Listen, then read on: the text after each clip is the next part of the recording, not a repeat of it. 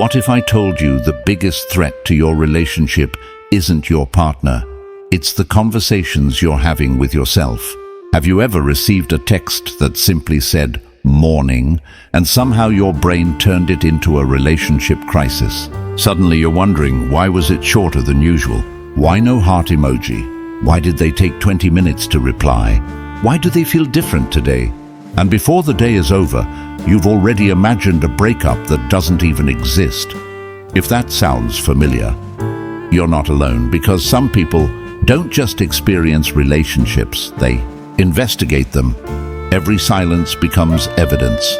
Every mood becomes a clue. Every delayed reply becomes a warning sign. And the strange part, most of the time, nothing is actually wrong. This is the psychology behind people who think too much about relationships. And if you're watching this right now, there's a good chance you've done it too. Maybe you've stared at your phone wondering why they were online but didn't reply. Maybe you've replayed the same conversation 10 times trying to figure out what went wrong. Maybe you've spent an entire evening worrying about a problem your partner didn't even know existed. The relationship is happening in real life, but you're living inside your head, and that's exhausting because overthinking doesn't stop when things are bad. It continues even when things are good. A loving message feels good for 5 minutes. Then your brain starts looking for problems again. A happy weekend together feels reassuring. Then your mind asks, what if it changes? What if they're losing interest? What if I'm missing something? What if I'm about to get hurt? And that's where most people misunderstand overthinking. It's not really about the text message. It's not about the phone call. It's not about social media. It's about fear. Fear of rejection, fear of abandonment, fear of being blindsided, fear of getting attached to someone who might leave. So your brain creates a plan. Stay alert. Watch everything, analyze everything, prepare for every possible outcome. Because deep down, it believes that if it thinks hard enough, it can protect itself from heartbreak. But relationships don't work that way. You can't think your way into feeling safe. You can't analyze your way into certainty. And you definitely can't love someone while constantly preparing for them to leave. That's why overthinking creates a painful cycle. Something small happens.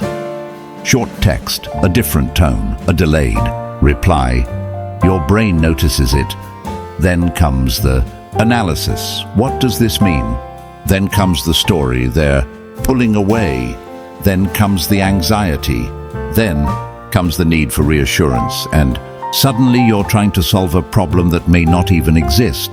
The irony is that many overthinkers are incredibly caring people. They love deeply, they pay attention, they notice details.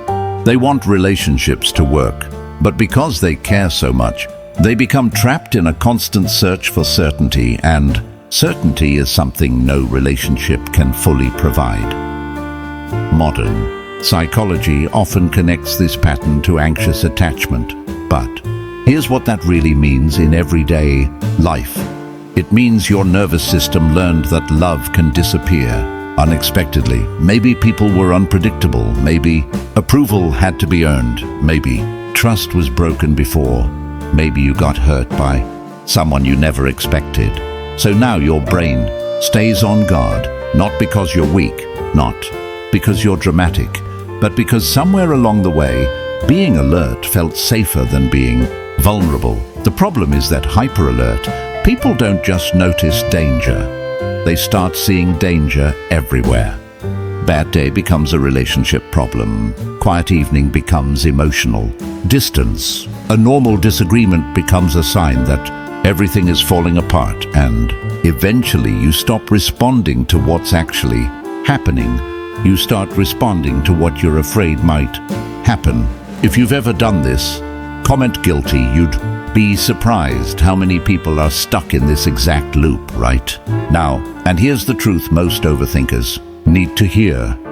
Not every silence means rejection. Not every mood means something is wrong. Not every delayed reply is a hidden message. Sometimes people are tired, sometimes they're distracted, sometimes they're stressed, and sometimes a text that says morning is simply a text that says morning. Healing begins when you stop treating every feeling like a fact. A thought is not proof. A fear is not evidence. A worry is not reality. You don't need to solve every possible future problem before it happens. You don't need to carry the entire relationship inside your head, and you don't need to earn safety by constantly staying on guard. Because real connection begins when you stop trying to predict every outcome and finally allow yourself to experience the relationship you're actually in. So tell me, honestly, what's the biggest thing you overthink in relationships?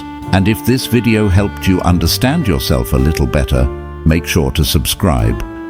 Because sometimes the hardest relationship to manage is the one between you and your own thoughts.